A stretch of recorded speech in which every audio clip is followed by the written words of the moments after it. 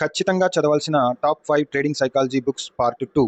మీరు పార్ట్ 1లో trading in the zone by Mark Douglas and reminiscences of stock operator by Edwin Lefevre books గురించి తెలుసుకున్నాం. Part 2లో book number 3 best loser wins by Tom Hougaard. ట్రేడింగ్లో లాసెస్ని avoid చేయలేమని, లాసెస్ని ఎలా యాక్సెప్ట్ చేయాలి, ఎలా మినిమైజ్ చేసుకోవాలో ఈ బుక్లో ఎక్స్ప్లెయిన్ చేశారు.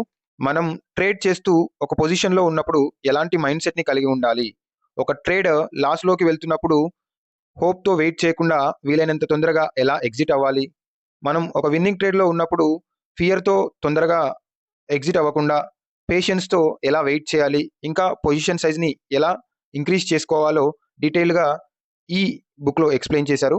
స్టాప్ లాస్ యొక్క ఇంపార్టెన్స్, రిస్క్ మేనేజ్మెంట్ గురించి ఈ బుక్లో మనం తెలుసుకోవచ్చు. Book number 4 the trading psychology by Brett Steenbarger. Brett Steenbarger ఒక ట్రేడింగ్ కోచ్ అండి.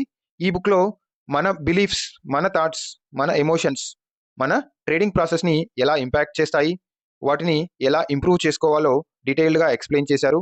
మనం మన ఓన్ సైకాలజీని, మైండ్ సెట్ని ఎనాలిసిస్ చేసుకొని దాన్ని ట్రేడింగ్లో ఎలా ఉపయోగించుకోవాలి, ట్రేడింగ్లో మన స్ట్రెంగ్త్స్ ఏంటి, వాటిని ఐడెంటిఫై చేసుకొని ఎలా ఇంప్రూవ్ చేసుకోవాలో క్లియర్గా ఈ బుక్లో ఎక్స్ప్లెయిన్ చేశారు.